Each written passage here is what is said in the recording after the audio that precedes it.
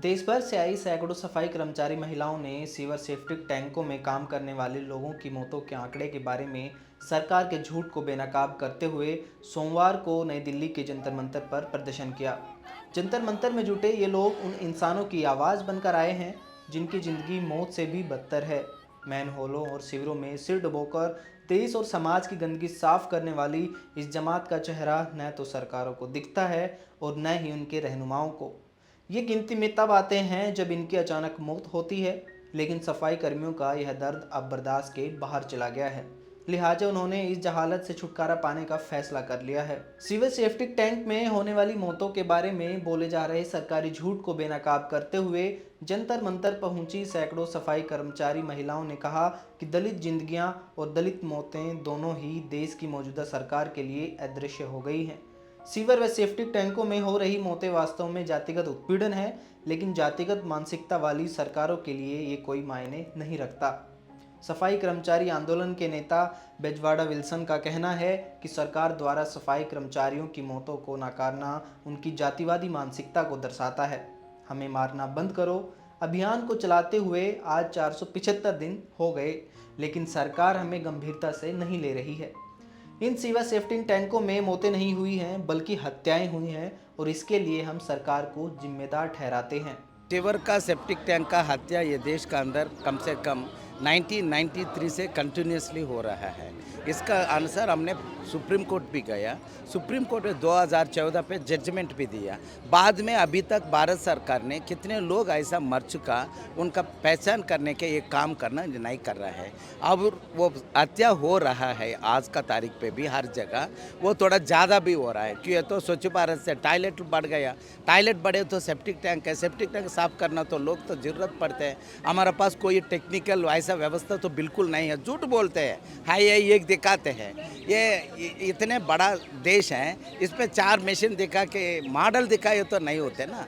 सो इधर हर साल लोग मर रहा है।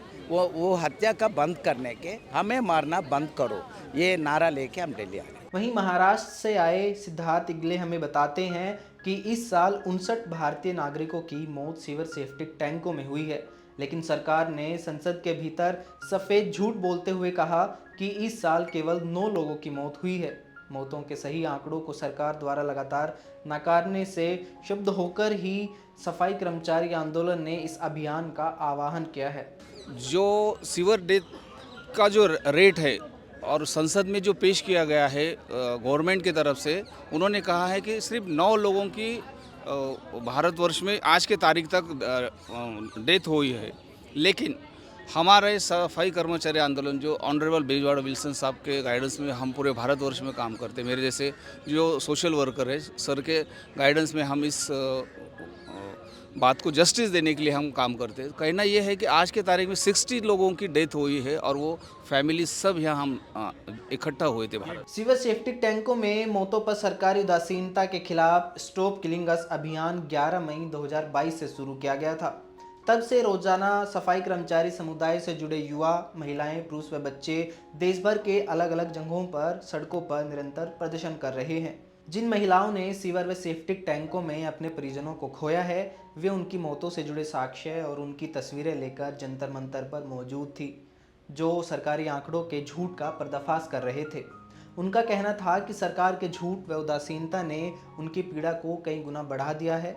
इस देश में 18 से 25 साल की उम्र के कई युवा सीवर व सेफ्टिक टैंकों में जान गंवा देने के लिए मजबूर कर दिए जाते हैं। जब तक सरकार सफाई कर्मियों की मौतों को रोकने के लिए कोई ठोस कदम नहीं उठाएगी, तब तक हमारा स्टॉप किलिंग अस अभियान जारी रहेगा। अब तक महिला प्रथा पर सरकार 1993 और 2013 में दो बार कानून बना चुकी है, जिसके लिए जेल और जुर्माने का प्रावधान है। यदि कोई किसी सफाई कर्मचारी को मैला ढोने या सीवर सेफ्टिक टैंकों की सफाई के लिए बाध्य करता है, तो यह कानूनन जुर्म है। ऐसे व्यक्ति पर 2 लाख रुपए तक का जुर्माना और 2 साल तक की जेल या दोनों हो सकते हैं। लेकिन आज तक ऐसे मामले के किसी भी अपराधी को सजा नहीं मिली। प्रदर्शन में विभिन्न मांगों से जुड़े बैनर व पोस्टर प्रदर्शित किए गए थे, जिनमें लिखा था कि गरिमा के साथ जीने के अधिकार को सुनिश्चित करना, सफाई के काम में जाति आधारित भेदभाव को समाप्त करने के लिए बजट का आवंटन करना और सामाजिक व आर्थिक समानता को सुनिश्चित करना। सफाई कर्मचारियों का गरिमा के साथ पुनर्वास करना, सीवर व सेप्टिक टैंकों में मौतों को बिल्कुल बर्दाश्त न करना, ठेकेदारों को हटाने एवं नौकरी को पक्का करना, घोषित वेतन और भत्ते को सुनिश्चित करना आदि। हमें मारना बंद करो, स्टॉप किलिंग अस।